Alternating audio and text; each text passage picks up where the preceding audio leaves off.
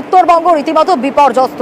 আমরা দেখেছি বাংলা সিকিম লাইফলাইন যোগাযোগ ব্যবস্থা একেবারে বিচ্ছিন্ন। 10 নম্বর জাতীয় সড়কের একাধিক জায়গায় ধস। কি পরিস্থিতি অবশ্যই জানার চেষ্টা করব এই মুহূর্তে কি অবস্থা। আগে ছবি দেখাই, দেখুন কিভাবে একাধিক জায়গায় ধস নেমেছে এবং সে কারণেই কিন্তু ঘুরপথে যাতায়াত করতে হচ্ছে। আর ঘুরপথে যাতায়াত করায় পর্যটকদের যে দুর্ভোগ তা বলার অপেক্ষা রাখে না। কি পরিস্থিতি একটু জানার চেষ্টা করব।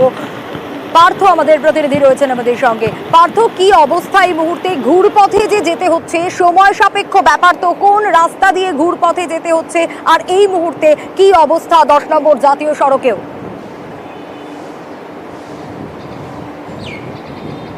দেখো, তোমাকে প্রথমে জেনে রেখি, আর দিনভর কিন্তু বন্ধ থাকবে বাংলা সিকিম লাইফলাইন এই 10 নম্বর জাতীয় সড়ক। অর্থাৎ গতকাল থেকে যে অবিরাম বৃষ্টি শুরু হয়েছে পাহাড় জুড়ে, একদিকে সিকিম অন্যদিকে কালিম্পং পাহাড়ে বৃষ্টি হওয়ার জেরে কিন্তু 10 নম্বর জাতীয় সড়কের একাধিক জায়গায় ধস নেমেছে। গেইলখোলায় নতুন করে ধস নামলো গেইলখোলায়। তার আগে সকাল থেকে কিন্তু লিকুইডের রাস্তা বন্ধ ছিল এবং সাময়িকভাবে যেসব গাড়ি আটকে ছিল রাস্তা দুপুরে জাতীয় সড়কের দুপুরে, সেগুলোকে কোনো ক্রমে পার করে দেওয়ার পর প্রশাসন সিদ্ধান্ত নিয়েছে আজ দিনভর এই 10 নম্বর জাতীয় সড়ক বন্ধ থাকবে। তাহলে কোন পথে বাংলা এবং সিকিম বা শিলিগুড়ির সঙ্গে কালিম্পংয়ে যোগাযোগ হবে? শিলিগুড়ির থেকে সেবক হয়ে ডুয়ার্স হয়ে গরুবাথান, লাভা, লোলেগাঁও, আলগাড়া হয়ে গাড়ি পৌঁছাবে কালিম্পং। তবে কালিম্পং থেকে 10 নম্বর জাতীয় সড়ক ধরে আবারও কিন্তু ছোট গাড়ি, পর্যটক বোঝাই গাড়ি ছুটতে পারবে গ্যাংটকের পথে। অর্থাৎ অনেকটা ঘোরাপথ এবং অনেকটা সময় লাগবে। যে সমস্ত পর্যটক পাহাড় থেকে সিকিম বা কালিম্পং থেকে নামবে শিলিগুড়িতে, বা যে সমস্ত পর্যটক আজ এনজিপি বাগড়া এয়ারপোর্ট বা শিলিগুড়ি জংশন থেকে পাহাড়ের উদ্দেশ্যে রওনা আছে, তাদেরকে অনেকটা ঘুরপথে যেতে হচ্ছে। পার্থ, অনেকটা ঘুরপথে যেতে হচ্ছে এবং তাতে সময়ও লাগছে বেশ। কিন্তু টানা ভারী বৃষ্টি, তাতে চা বাগানেও কিন্তু নদীর জল ঢুকে যাচ্ছে এবং কালচিনির দিকেও আমরা নজর রাখার চেষ্টা করব। যে ভয়াবহ পরিস্থিতি তৈরি হয়েছে সেখানেও কিন্তু বিপত্তি, সেখানকার মানুষজনের বিপত্তি। যারা চা বাগানের শ্রমিক রয়েছেন তারা পর্যন্ত বিপর্যস্ত। ঠিক কি পরিস্থিতি এই মুহূর্তে অবশ্যই জানার চেষ্টা করব রাজকুমারের কাছ থেকে। রাজকুমার, চা বাগানে জল ঢুকে যাওয়া মানে তো ক্ষতির সম্মুখীন হওয়া। একদমই সোনিয়া, দেখো তার লাগাতার যে ভুটান পাহাড়ে বৃষ্টি এবং সমতলে বৃষ্টি, এই বৃষ্টির জেরে কিন্তু গোটা আলিপুরদুয়ার জেলা বিধ্বস্ত। এই চা বাগান বনাঞ্চল নিয়ে যে জেলা, এই জেলার সর্বত্র কিন্তু বিধ্বস্তের কিন্তু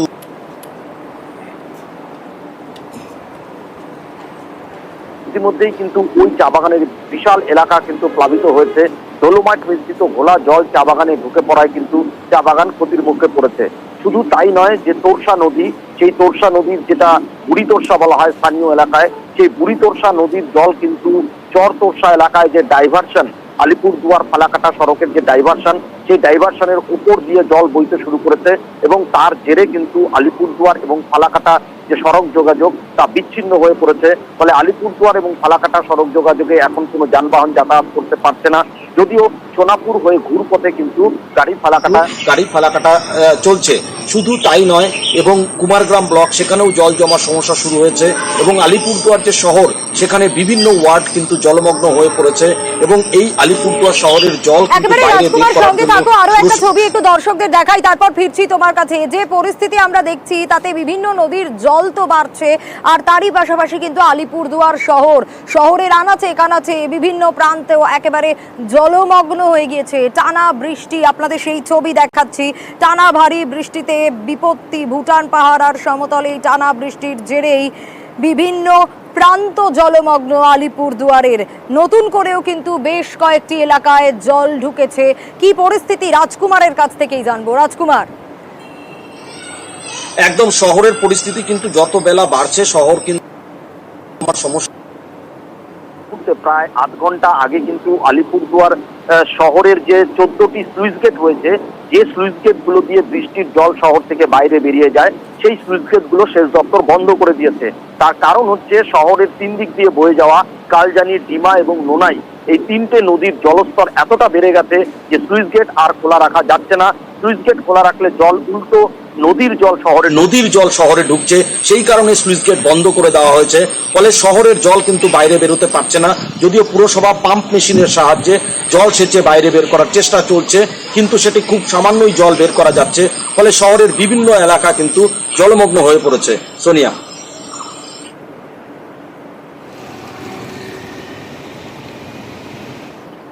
অন্যদিকে এবার আলিপুরদুয়ারের পর ধূপগুড়ির দিকে আমরা নজর রাখবো, কারণ সেখানেও তো টানা বৃষ্টি হচ্ছে আর টানা বৃষ্টিতে বিপর্যস্ত পরিস্থিতি। দেখাবো আপনাদের ধূপগুড়ির ছবি, দেখুন কিভাবে চারিদিক জলমগ্ন আর সেখানকার মানুষজন তারা আর বুঝে উঠতে পারছেন না, ভাবছেন যে এই বৃষ্টি কবে থামবে। এই লাগাতার বৃষ্টিতে বিপর্যস্ত হয়ে পড়েছেন তারা। ছবি দেখুন,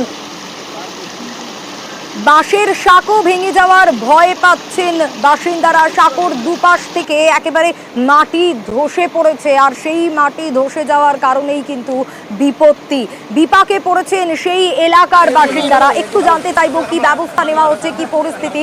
রকি রয়েছেন আমাদের সঙ্গে। রকি, কি পরিস্থিতি, স্থানীয় প্রশাসন তারা কি ব্যবস্থা নিচ্ছে? কারণ সাঁকোর এরকম বেহাল অবস্থা, স্বাভাবিকভাবেই এলাকার মানুষজন তো বিপর্যস্ত।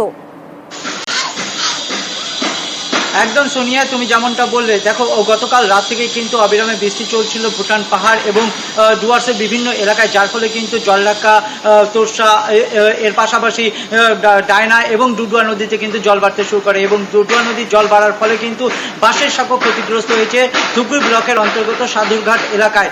ধূপগুড়ি ব্লকের সাকুয়াঝোড়া 2 নং গ্রাম পঞ্চায়েত এবং আলিপুরদুয়ার জেলার ফালাকাটার ধনিরামপুর 2, এই 2 গ্রামের একমাত্র যাতায়াতের মাধ্যম কিন্তু এই সাঁকো। আর অবিরাম বৃষ্টির জেরে কিন্তু নদী ফুলে ফেঁপে উঠেছে এবং সাঁকোর নিচে যে বাঁশ দেওয়া ছিল সেই বাঁশের নিচ থেকে মাটি সরতে শুরু করেছে, যার ফলে এক সাইড কিন্তু বসে গিয়েছে সেই সাঁকোর। আর সেই সাঁকোকে রক্ষা করতে কিন্তু 2 গ্রামের বাসিন্দারা ঝাঁপিয়ে পড়েছে। তারা চেষ্টা চালাচ্ছে সেই সাঁকোটাকে বাঁচিয়ে রাখতে, কারণ হাজার হাজার মানুষ এই 2 গ্রামের বাসিন্দারা কিন্তু এই সাঁকোর উপরে নির্ভর করে যাতায়াত করে থাকেন। একেবারেই রকি, সঙ্গে থাকো, আসবো তোমার কাছে। কিন্তু সেখানকার মানুষজন তারা কি বলছেন একটু শোনাই।